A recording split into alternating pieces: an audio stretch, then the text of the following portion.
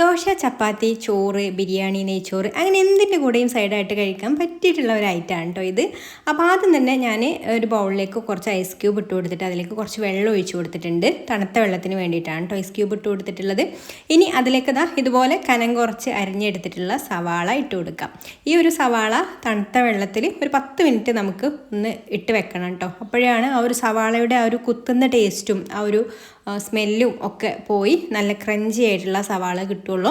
അപ്പോൾ ഇതുപോലെ ഒരു 10 മിനിറ്റ് ഇട്ട് വെച്ചതിന് ശേഷം പിന്നെ ആ ഒരു വെള്ളത്തിൽ തന്നെ ഒന്ന് നന്നായിട്ട് കഴുകിയെടുത്തതിന് ശേഷം അങ്ങ് നമുക്കിത് ഇതുപോലെ അങ്ങ് ഒരു അരിപ്പയിലേക്ക് അങ്ങ് മാറ്റി വെക്കാം, ഒരു വെള്ളം ഒന്ന് വാർന്നു പോകാൻ വേണ്ടിയിട്ട്. ഇപ്പോൾ സവാള നല്ല ക്രഞ്ചി ആയിട്ടാണ് കേട്ടോ ഇരിക്കുന്നത്. ഇനി നമുക്കിതൊരു ബൗളിലേക്ക് ഇട്ട് കൊടുക്കാം. ഒരു സവാളയാണ് കേട്ടോ ഞാൻ എടുത്തിട്ടുള്ളത്.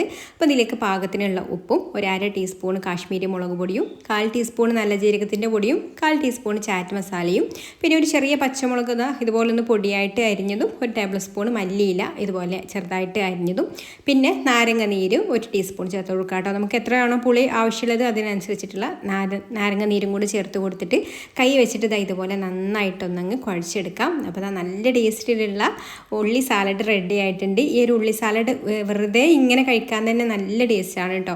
അപ്പോൾ നിങ്ങൾ ഇനി സാലഡൊക്കെ തയ്യാറാക്കുന്ന സമയത്ത് ഇതുപോലെ തണുത്ത വെള്ളത്തിലൊന്ന് കുറച്ച് സമയം സവാള അരിഞ്ഞതിട്ട് വെച്ചിട്ടൊന്ന് റെഡിയാക്കി നോക്കിക്കോളൂ കേട്ടോ. അതിന് വേറെ തന്നെ ഒരു ടേസ്റ്റാണ്. ആ ഒരു സവാളയുടെ കുത്തുന്ന ടേസ്റ്റ് ഒന്നും ഉണ്ടാവില്ല. അപ്പോൾ ഞാനിത് നെയ്ച്ചോറിലേക്കാണ് റെഡിയാക്കി എടുത്തിട്ടുള്ളത്. നിങ്ങൾക്ക് ചപ്പാത്തിയുടെ കൂടെയോ ദോശയുടെ കൂടെയോ സാധാരണ ചോറിൻ്റെ കൂടെയൊക്കെ ആണെന്നുണ്ടെങ്കിലും ഇത് നല്ല ടേസ്റ്റാണ്.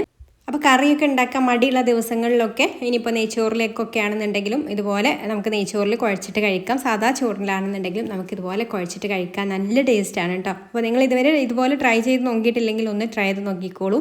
ഇഷ്ടമായിട്ടുണ്ടെങ്കിൽ ലൈക്ക് ചെയ്യാനും ഷെയർ ചെയ്യാനും ചാനലൊന്ന് സബ്സ്ക്രൈബ് ചെയ്യാനും ഫേസ്ബുക്കിലാണെന്നുണ്ടെങ്കിൽ പേജ് ഒന്ന് ഫോളോ ചെയ്ത് സപ്പോർട്ട് ചെയ്യാനും കൂടി മറക്കല്ലേ. അപ്പോൾ ഇനി മറ്റൊരു നല്ല റെസിപ്പിയുമായിട്ട് അടുത്ത വീഡിയോയിൽ കാണാം. Thanks for watching.